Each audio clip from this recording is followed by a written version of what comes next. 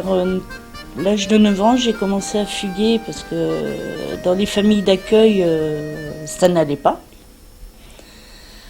Après, à l'âge de 18 ans, la DAS m'a foutu dehors, carrément.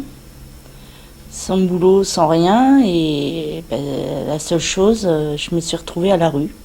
Et un soir où il pleuvait tellement, j'ai vu arriver des caravanes des gens du voyage.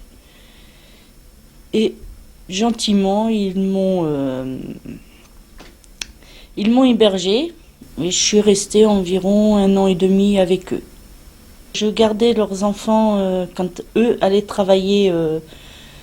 Il n'y avait qu'un seul livre dans la caravane. C'était les contes de la rue Broca. Et du coup, avec moi, ils ont appris à lire. Quand on vit dans la rue, le plus dur, c'est le regard des autres et la parole surtout. Ça tue quelqu'un. Ce qui m'a permis de me sortir un peu de mon isolement total. Et un jour, il y a une personne qui m'a inscrite à un atelier d'écriture. Je voulais pas y aller parce que j'avais peur de rencontrer d'autres personnes. Cet atelier d'écriture m'a vraiment sauvé la vie. Ça me permet de me libérer de mes angoisses, de mes peurs. Je me sens libre. Je suis comme une graine qui attend d'être une fleur.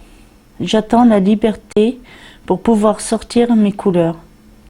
J'ai connu le mouvement TT Carmonde la veille d'un 17 octobre par une assistante sociale qui connaît le mouvement et qui m'a proposé d'aller témoigner un petit bout de ma vie.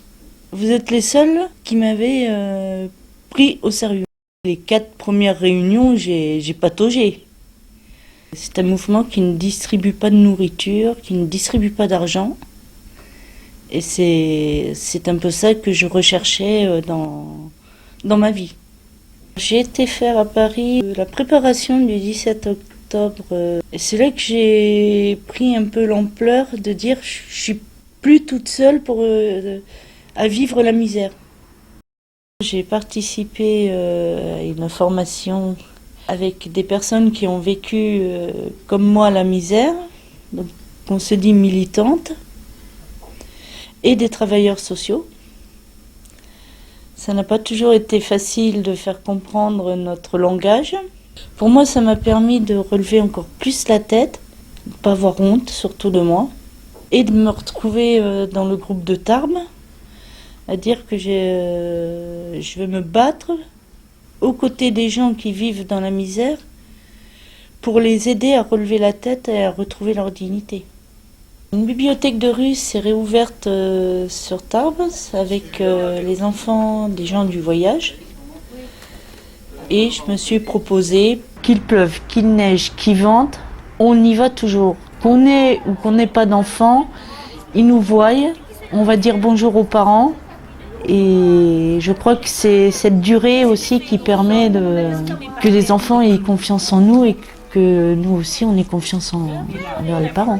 À l'heure actuelle, on peut dire qu'il y a des enfants qui n'auraient jamais été à l'école et aujourd'hui ils y sont. Je pense que ça fait la fierté des parents et nous on est fiers d'eux aussi, quoi. Moi, je participe aussi à une autre activité, c'est un peu partenariat avec l'école du cirque de Tarbes.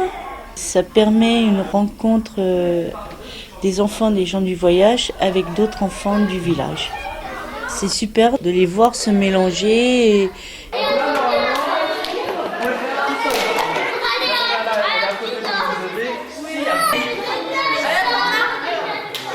Ça leur plaît, quoi. Ils en parlent dès que ça finit. Ils me disent ouais, c'est qu'un mercredi, c'est qu'un mercredi.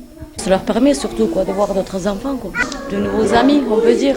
Aujourd'hui, moi, je connais des gens qui vivent encore des difficultés sur un quartier où j'ai habité il y a pas mal d'années maintenant.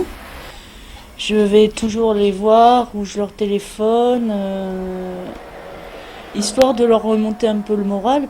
Et ces gens-là, justement, qui ont eu des difficultés, qui ont encore des difficultés, m'ont aidé aussi. Verena, je l'ai hébergée pendant 2 ou 3 mois. Elle ne savait plus elle avait nulle part où aller.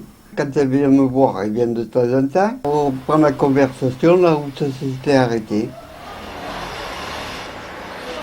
Je vis toujours dans la misère. Hein. C'est pas parce que j'ai un toit sur la tête, les fins de mois sont aussi difficiles. J'ai appris avec ATD à me respecter et respecter les autres.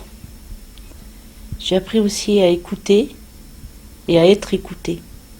Ce qui m'a permis vraiment de lever la tête, d'aller voir les assistantes sociales sans avoir peur d'y aller et de les regarder surtout droit dans les yeux. Chose que je faisais jamais, je baissais toujours la tête. De faire surtout partie du groupe, ça me donne la force d'avancer, de réfléchir, et c'est un combat de tous les jours qu'on mène. Moi dans mon propre milieu, les autres dans leur propre milieu, puisqu'ils sont plus à l'aise avec ces personnes-là.